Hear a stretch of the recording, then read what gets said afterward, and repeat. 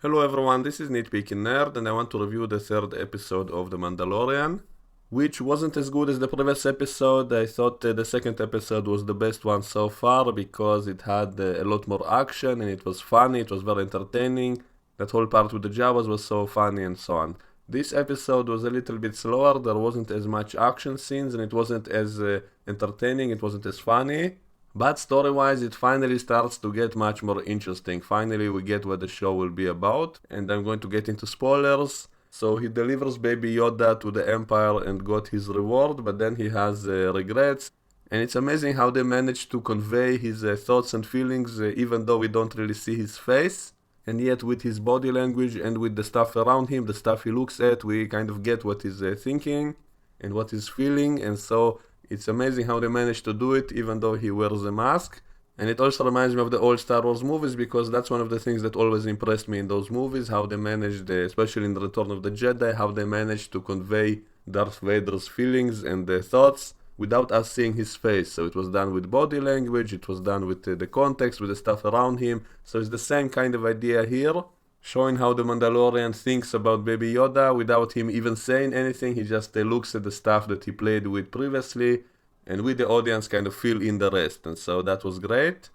As for Baby Yoda, we still don't really get any answers. What is he? Where did he come from? And I wonder, will we ever get the answers? It's possible they will never answer these questions, so we'll never know where he came from. And so I hope it won't be the case. I hope we'll get at least some kind of information, at least a few clues about his origin, because otherwise it will annoy me probably. So he comes back and saves the baby, and we see that they're doing all kinds of medical experiments on it, which will probably kill it. I guess they want to extract its midichlorians or something like that. And after Mando saves the baby, all the other bounty hunters get a signal that they are now given the job to get it back, and so they will now all pursue the Mandalorian, and so that kind of reminds me of the John Wick situation. So it's the same kind of setup, only in the Star Wars universe, and so that's a very fun idea. So he's now the target of all the other bounty hunters.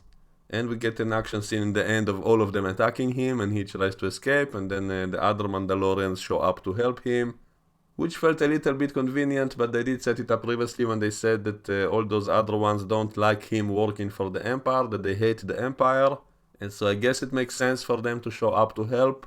And they all have jetpacks except for him for some reason, so why doesn't he have one? I guess maybe he'll get one in the end of the season.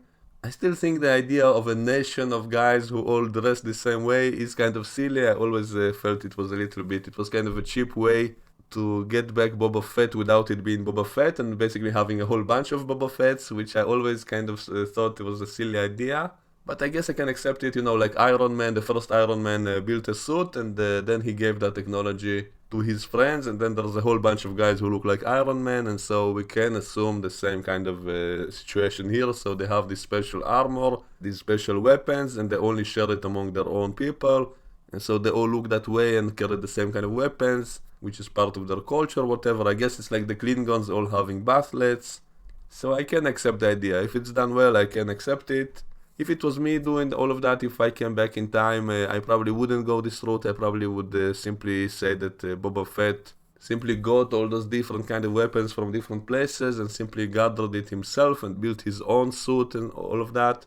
Not that he was abiding by some kind of dress code, by some kind of group of people. And I wonder what would these other Mandalorians think about him, about Boba Fett, because he also worked for the Empire, so would they all dislike him? Would they all be against him or what? So here is the same kind of setup. So this Mandalorian works for the remnants of the Empire, but the other Mandalorians seem to be kind of okay with that. They tolerate that, but some of them simply kind of dislike it. And then in the end, when he turns against the Empire, suddenly they all show up to help. And then they will have to relocate to some other place to live. I guess they were living in that city underground. It's kind of unclear, that whole setup.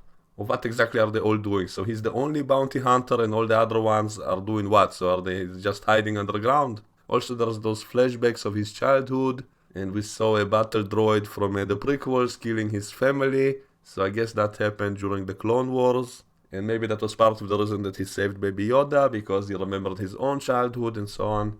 So apparently the show will now be about him trying to save this baby and to escape all those other bounty hunters and the Empire who will all be chasing him. So that sounds like a fun plot line. I'm guessing he will be heading for the New Republic, so I wonder how much time it will take him to get there, because, in Star Wars, it always looked like you can get to one side of the galaxy from the other in one day, but that will not work for this kind of plot, so I'm guessing they will explain it somehow that he needs to refuel, he doesn't have enough fuel, and that's why he cannot immediately jump to the Republic. Maybe that's why it was mentioned, I think in the first episode, he said something about fuel being limited. So maybe with fewer fuel his ship will be much slower and he will need to stop and refuel somewhere. And so that will explain why he cannot simply jump to the New Republic in one day and that's it. So I'm really hoping all those little details will be explained, and also the origin of this baby Yoda, I hope it will be explained, because otherwise if it's just from nowhere, from nothing, that will annoy me. So to summarize, this seems to be a good show which is getting more interesting even story-wise, and so I definitely will keep watching. So that's all I had to say about it for today. Let me know what you think and we can discuss it in the comment section below. And I will see you all next time. Bye bye.